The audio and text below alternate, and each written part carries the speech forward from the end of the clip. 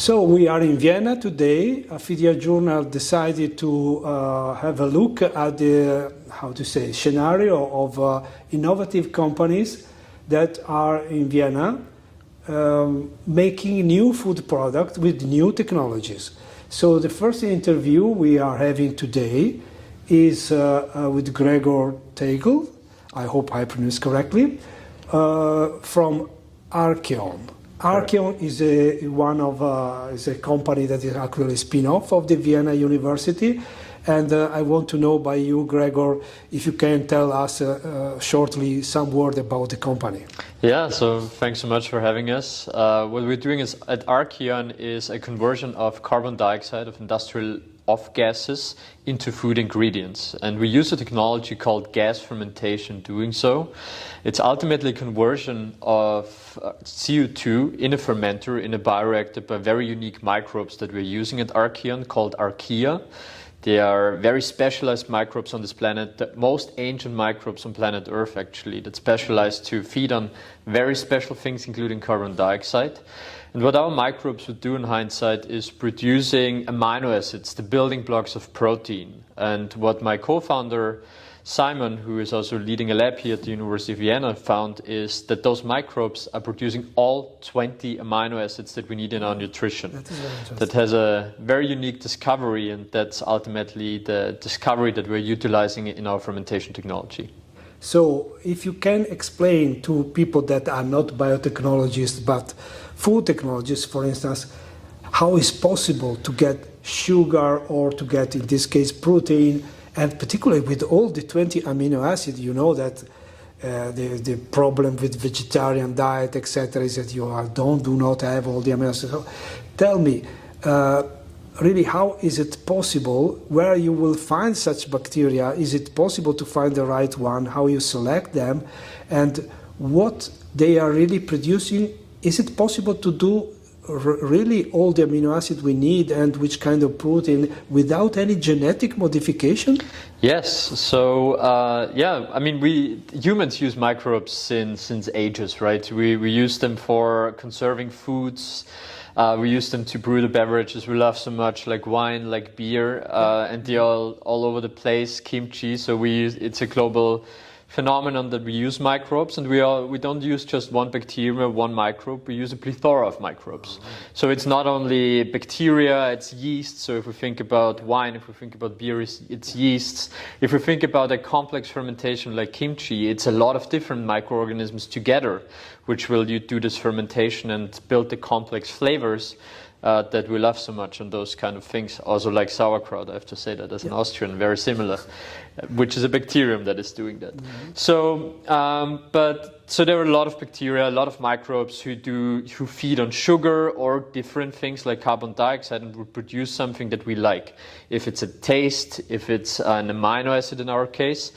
Where we started searching at Arkeon is very specialized environments where you wouldn't look at the first glance. So when you think about bacteria, microbes, you have them on the skin, you have them everywhere, but they're also existing in the deep sea. They exist there in underwater volcanoes, black smokers. In extreme conditions. So this is not where you would guess there are a lot of microbes, but the few microbes there are, they're very specialized and very optimized to what they do. And that's exactly where we discovered our microbe.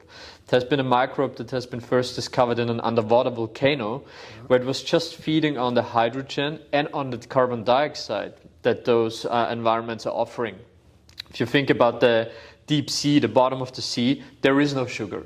There is no nutrients that we would otherwise guess and feed to microbes to produce beer or something else. There's only those gases. And those microbes, they ultimately emerged and evolved to feed only on that gases and convert inorganic material. It's not biological material, not carbon-hydrogen bonds. Without any photosynthesis. Without any photosynthesis, exactly, converting those inorganic compounds into organic matter that we can eat as well. And you never make any genetic modification. This microbe is producing all those 20 amino acids just naturally. just naturally. And when we started Arkeon, our endeavor was also to utilize this wild-type microbe that is producing all those 20 amino acids and offering this fermentation technology to our customers with the wild-type microbe. We still use genetic modifications because it provides us so many advantages, especially for commercial exploitation. So the wild type would be commercially viable as well to produce something. But when you step into commercial endeavor, you always have to think about who's buying your product, right? Mm-hmm. And the amino acid industry is a very large industry. It's a 30 billion industry. It's used to use single amino acids, right? So we know glutamate, for example, one of the most known amino acids, used as a flavor enhancer in many different products.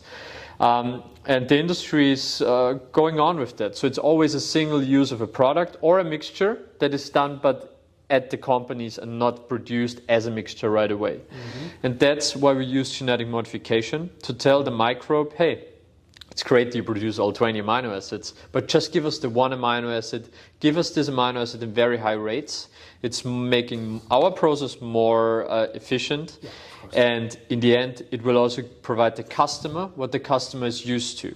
Because if you think about a very novel way to produce a food ingredient, that's kind of alienating by itself, right? So it's like, wow, they convert CO2 into a food product. Like, how does that work? And at least you want to provide the customer something it's used to. And amino acids are used in the food industry since decades, right? We do that. We use that since 80 years. And that's the advantage we're getting if we're genetically modifying our organisms. It gives us one amino acid, a product our customers all know, but a product our customers want more sustainable and cheaper. And that's exactly what Arkeon is offering. If I well understood, you are not making any food. You are preparing ingredients. Let's make it simple. Correct. You are more a B2B company that prepare either single amino acid or a number of a mixture of amino acids, in some cases some protein. You can make all the three possibilities for companies that add it to their food product. Is it something like this? It's very much correct. We're an ingredients company. We produce ingredients and we always seek to do so. Our core competence is produce those ingredients, is the technology that we developed to do so. And we're offering that to food companies. We are not producing our own food products. It's just the ingredients for food products. Okay. At which stage the business is? I mean, you do already produce on an industrial scale, or when you will? We are currently confirmed and validated our process at pilot stage. So we developed production strains, and we're also further developing those strains, genetically modified strains, to produce single amino acids. Mm-hmm. We confirmed the general process, especially with the wild-type microbe at pilot scale in a 150-liter setting, very successfully. And now within the next 2 years, we're working together with industrial partners on the pre-commercial validation of the technology, which will allow us to fully commercially exploit it in 2027 to 2028. So, I thank you very much. It was very interesting and very clear, your explanation. Thank you so much.